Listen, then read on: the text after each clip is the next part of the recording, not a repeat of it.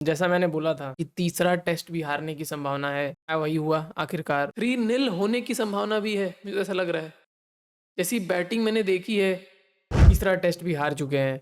इस लॉस के साथ न्यूजीलैंड ने पूरा सीरीज वाइट वॉश कर दिया है, और ये सिर्फ इंडिया के हिस्ट्री में सिर्फ तीसरी बार हुआ है। ये इंडिया घर पर खेलते हुए कभी भी व्हाइट वॉश नहीं हुआ है। सिर्फ 3 बार ही 3 इंस्टेंसेस ऐसे हैं। जो सबसे लास्ट जो था वो ईयर 2000 में हुआ था, हांसे क्रोनिया की साउथ अफ्रीका ने इंडिया को व्हाइट वॉश कर दिया था। उसके बाद से ये अभी तक नहीं हुआ था, ऐसा पॉसिबल नहीं हो पाया था। इतनी सारी टीमें खेलने आई थी, ऑस्ट्रेलिया की माइटी ऑस्ट्रेलिया भी आई थी, तो भी इंडिया व्हाइट वॉश नहीं हुआ था। और वो 2024 में फिर से वो इंस्टेंस रिपीट हुआ है। इस बार टॉम लेथम का कैप्टनसी में न्यूजीलैंड ने सीरीज कंप्लीटली भाई स्वीप कर दिया, क्लीन स्वीप, 3-0 डिमोलिश कर दिया, एकदम डिस्ट्रॉय कर दिया। मैंने जो कहा था कि भाई इतना इजीली टर्न अराउंड पॉसिबल नहीं है, और हुआ भी वही। इस मैच में क्या हुआ एक्चुअली इसे डिस्कस करने के लिए पॉइंट ही वही है। हम वापस से उसी पॉइंट पर आ रहे हैं, जो कि है poor batting performance, again again and again. पहले मैच में poor batting performance, second match में भी सेम, थर्ड मैच में भी वही सेम चीज रिपीट होते आ रहा है। सेम चीज, और कुछ नया है ही नहीं इसमें। फर्स्ट मैच में हाँ सेकंड इनिंग्स लोग याद करेंगे कि भाई यहाँ रन चेज किया था, इतना डेफिसिट को इन लोगों ने कम किया था, अच्छा बैटिंग किया था, पर भाई रिजल्ट तो नहीं आया ना अपने फेवर में। वो मैच हम हार ही गए ना। टर्न अराउंड करते तो लोग याद रखते कि भाई कुछ तो किया है। टर्न अराउंड हुआ नहीं, वो मैच हारे, सेकंड मैच एज वेल हारे, तीसरा मैच हम हार ही गए, तीसरा मैच तो और बुरी तरह हारे भाई। 147 का टारगेट चेज नहीं हो पाया। इतनी खराब बैटिंग है। टर्नर पिच आप खुद ही डिमांड कर रहे हो, खुद ही बैटिंग नहीं कर पा रहे हो यार। फिर टर्नर बनाओ ही मत, एकदम सपाटा पिच बनाओ जैसे पाकिस्तान में बनाते हैं वो लोग, एकदम फ्लैट पिच, तीनों ड्रॉ निकल जाएगा। आप जीत तो पा नहीं रहे हो तो कम से कम ड्रॉ निकाल लो। वेरी पुअर बैटिंग, बहुत खराब बैटिंग। अगर एक रीजन अगर देना है कि हम क्यों हारे, सिंपली बैटिंग से हारे, और कोई कारण है ही नहीं। बॉलर्स ने हमारे जो काम करना था उन्होंने कर दिया था। ऐसा टारगेट आपको जिसे आप इजीली चेस कर सकते थे 147, वो और क्या करते भाई। और कुछ करने के लिए उनके हाथ में था ही नहीं। सारे बैट्समैन ने अपने पोटेंशियल से 60-80% नीचे लेवल पे परफॉर्म किया है। बिलो पार भी खराब बोल रहा हूँ, और उससे भी नीचे भाई, बिलो पार वर्ड भी जस्टिफाई नहीं कर रहा है इनके परफॉर्मेंस को। उससे भी नीचे परफॉर्म किया है इन लोगों ने। 147 की चेज पे अगर आप 121 पे ऑल आउट हो जा रहे हो, there is a very serious issue with your batting. बहुत बड़ा एक होल है आपके बैटिंग में। एक्सेप्ट ऋषभ पंत, किसी बैट्समैन ने अच्छा परफॉर्म नहीं किया, किसी ने भी नहीं। फर्स्ट इनिंग्स में ऋषभ पंत ने अच्छा परफॉर्म किया था, गिल के साथ प्रॉपर सपोर्ट करते हुए गिल को, बट सेकंड इनिंग्स में फिर वही गिल वापस से फ्लॉप हो गया, और पंत ने वापस से अपना शो दिखाया था। ही वॉज, मतलब वो कोशिश पूरा कर रहा था कि भाई गेम को यहाँ से भी हम इंडिया के फेवर में गेम को लाने के लिए पूरा वो कोशिश कर रहा था। सिर्फ एकमात्र उसी की तरफ, उसी के पास इंटेंट हमें दिख रहा था कि भाई मैच को जीतना है, जिताना है मुझे मैच। बाकी कोई प्लेयर ऐसा लग ही नहीं रहा था कि भाई खेलने आया है, वो मन ही नहीं है खेलने का। अजीबो गरीब शॉट खेल रहे हैं यार, मन ही नहीं है किसी का। मैंने भाई सपोर्ट तो करो पंत को नहीं करा तो कम से कम तुम तो खेलो, जिताओ तो सही। सेकंड इनिंग्स का स्कोर देखिए तो बैट्समैन ने किया है। यशस्वी जायसवाल 5 रन, रोहित शर्मा 11 बॉल खेल के 11 run, Shubman Gill 1 run, Virat Kohli 1 run, Rishabh Pant 64। सिर्फ अगर आपको देखना है तो सिर्फ एक ऋषभ पंत का है स्कोर, मतलब है कि भाई कमेंडेबल स्कोर उसने किया है 64। सरफराज खान 1, जडेजा 6, वॉशिंगटन सुंदर 12, अश्विन 8, आकाशदीप 0। ये तो स्कोर है।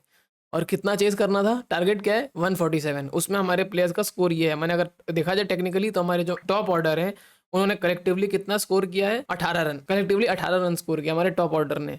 मैंने पहले, दूसरे, तीसरे, चौथे बैट्समैन को मिला के टोटल हमें 18 रन का कंट्रीब्यूशन हमें प्रॉपर उनसे मिला है। ये हम जब रन चेस कर रहे हैं 147, जब सीरीज हम हार चुके हैं, एक मैच हमको जीतना है, व्हाइट वॉश को हमें रोकना है, व्हाइट वॉश नहीं होना है। जो भी हमें एक विन निकालना है यहाँ से कि हम वर्ल्ड टेस्ट चैंपियनशिप में अपने बदौलत, अपने मेहनत से, बिना किसी थर्ड पार्टी के उसका रिजल्ट क्या होगा, उस फलाने का रिजल्ट क्या होगा, उसको हटाते हुए सिर्फ हम अपने एफर्ट से अगर हम वर्ल्ड टेस्ट चैंपियनशिप के फाइनल को खेलना चाहते हैं, अगर ये मैच जीतना हमें इंपॉर्टेंट था हमारे लिए, बट हो नहीं पाया, जीत ही नहीं पाए। 147 नहीं चेस कर पाए। सबसे ज्यादा शर्मनाक बात तो यही है कि 147 भी चेस नहीं कर पाए अपने होम पर। मैंने न्यूजीलैंड ने 147 डिफेंड कर लिया। ऋषभ पंत ट्राई कर रहा था मैच को जिताने का, बट वो कंट्रोवर्शियल डिसमिसल एक हो जाता है यार। पता नहीं यार वो क्या है, मुझे तो नॉट आउट लग रहा था वो, क्योंकि बैट जो है वो पैड पर उस सेम समय पे लग रहा था, और और बॉल और बैट में ऐसा उतना कोई गैप नहीं था।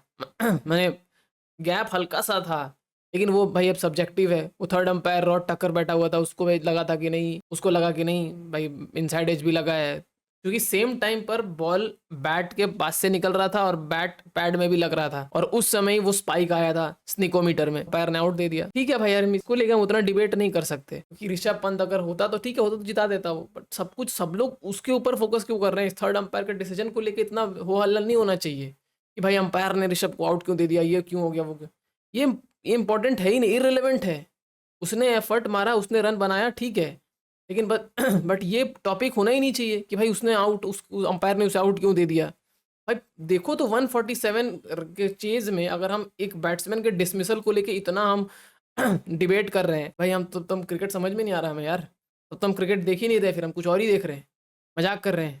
अब देखो रोहित शर्मा ने क्या किया, जायसवाल ने क्या किया, कोहली ने क्या किया। अब एक बैट्समैन के डिसमिसल को लेके हम लगे पड़े हैं कि गलत गलत आउट दिया, वो डिसीजन सही नहीं था, ये वो फलाना कर रहे हैं। भाई न्यूजीलैंड जैसे वो खेल रहे थे, देवर लुकिंग लाइक अ साइड जिनका प्रॉपर एक इंटेंशन है जीतना। यहाँ पे हमें कुछ हिस्ट्री क्रिएट करना है इंडिया में। 2 मैच हमने जीत लिया है, सीरीज हम जीत चुके हैं ऑलरेडी, बट ये एक मैच अगर हम जीतेंगे तो हम हिस्ट्री बुक्स में हम अपना नाम दर्ज कर देंगे कि भाई न्यूजीलैंड वो तीसरी टीम है जो इंडिया को इंडिया में आकर पूरा क्लीन स्वीप करके गए थे। आज तक जो सिर्फ 2 बार हुआ है वो 3 बार अब काउंट होगा, तो उन्होंने करके दिखा दिया।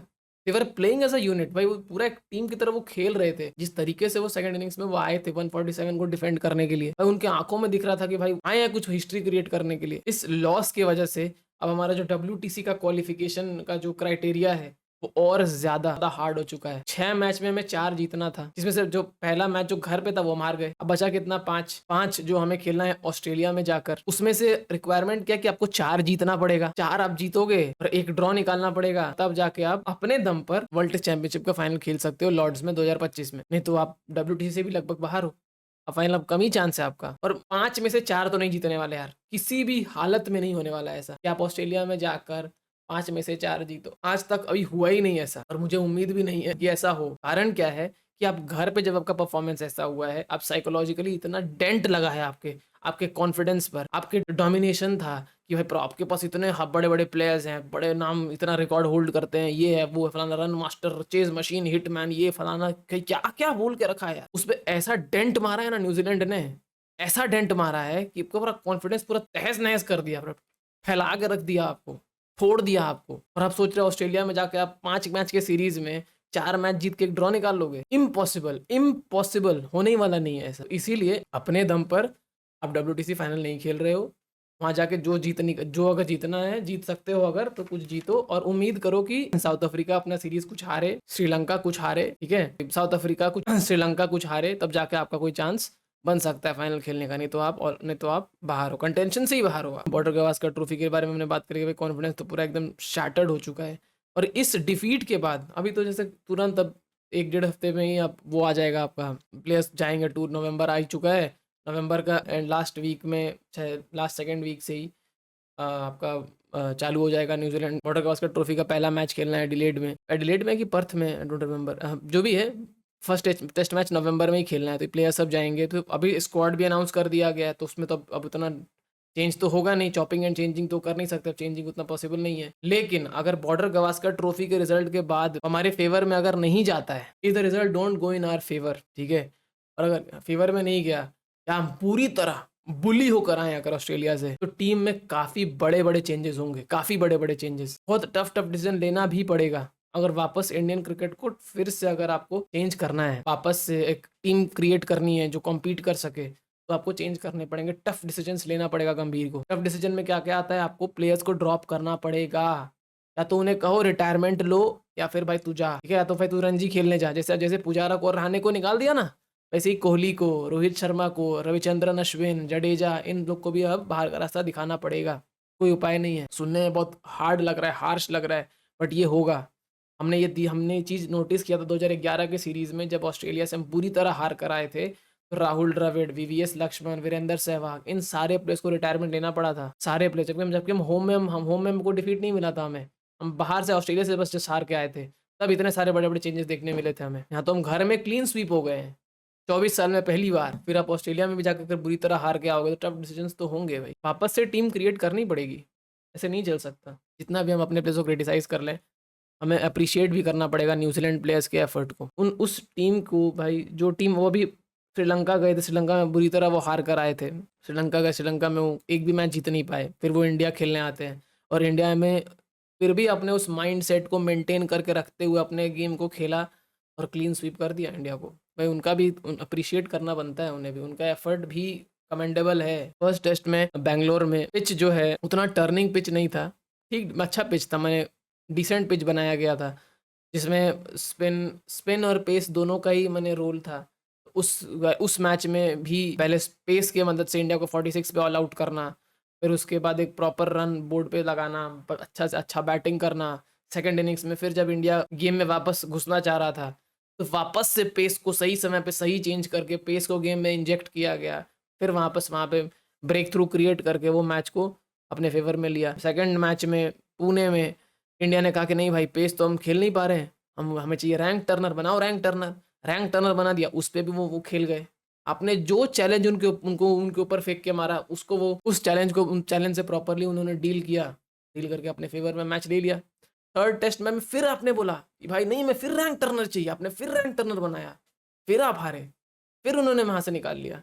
और अजस पटेल का भयंकर रिकॉर्ड बनाया है उसने वानखेड़े में, 2 मैच खेलकर, सिर्फ 2 मैच खेला है, 25 विकेट लिया है 2 मैच में उसने। मैंने कोई भी इस वेन्यू पर जो बेस्ट बॉलिंग फिगर्स है किसी भी विजिटिंग बॉलर का, उस अजस पटेल का है। बॉम्बे में ही रहा है, बॉम्बे में ही पैदा हुआ है वो, और बॉम्बे में ही अब न्यूजीलैंड को रिप्रेजेंट करके खेला है और ऐसा भयंकर रिकॉर्ड बना के गया है। भाई जो भी है, यहाँ से I am expecting a very big change in the test playing 11, simple as that. Test team में, टेस्ट स्क्वाड में बड़े बड़े चेंज हमें देखने मिलेंगे। करेंटली नहीं मिलेंगे, बॉर्डर गवास्कर ट्रॉफी के बाद, या हो सकता है in between border Gavaskar trophy हमें कुछ चेंज देखने के लिए मिले, क्योंकि इतना पुअर बैटिंग परफॉर्मेंस, इतना पुअर बैटिंग डिस्प्ले अफोर्ड नहीं कर सकते।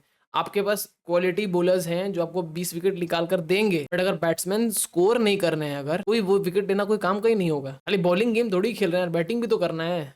रन तो बनाओ, रन ही नहीं बनाओगे। 147 नहीं चेज हो रहा है, तो अब क्या होगा? इससे खराब बैटिंग नहीं हो सकता इंडिया का। इससे खराब बैटिंग आज तक कभी इंडिया का नहीं रहा है। जिस लो पर हम बैटिंग के मामले में पहुंच चुके हैं, अब हम इससे नीचे तो नहीं जा सकते। ठीक है, देखते हैं अब क्या चेंज होता है, कैसे क्या होता है। बॉर्डर गवास्कर ट्रॉफी के लिए प्लेयर्स जाएंगे। अब हम फिर अगले वीडियो में मिलते। बॉर्डर गवास्कर ट्रॉफी का प्रीव्यू जब मैं करूंगा, तो उसके वीडियो में मैं आपसे मिलता हूँ। तब तक के लिए बाय। हाँ, चैनल को शेयर कर देना, सब्सक्राइब कर देना और वीडियो को लाइक कर देना भाई। और आपके हिसाब से इंडिया इस पूरे सीरीज में क्या सबसे खराब किया था, क्या चेंज करना चाहिए कि जिससे इंडिया वापस से रिवाइव हो सके, हमारा फिर वो होम डोमिनेंस हम फिर से कंटिन्यू कर सकें, स्टार्ट कर सकें, फिर से वो बड़े बड़े स्कोर्स रिकॉर्ड हम देखने में मिले। ऐसा क्या चेंज करना होगा इंडिया को अपने पूरे टीम में, अपने मेंटालिटी में, जिससे वो चीज़ वापस से इंस्टिल हो सके? वो प्लीज़ कमेंट करके बताइएगा, ठीक है? और इस वीडियो कैसा लगा वो भी बताइएगा। तब तक अपना ख्याल रखिए और अगले वीडियो का इंतज़ार करिए जो मैं मिलता हूँ आपसे।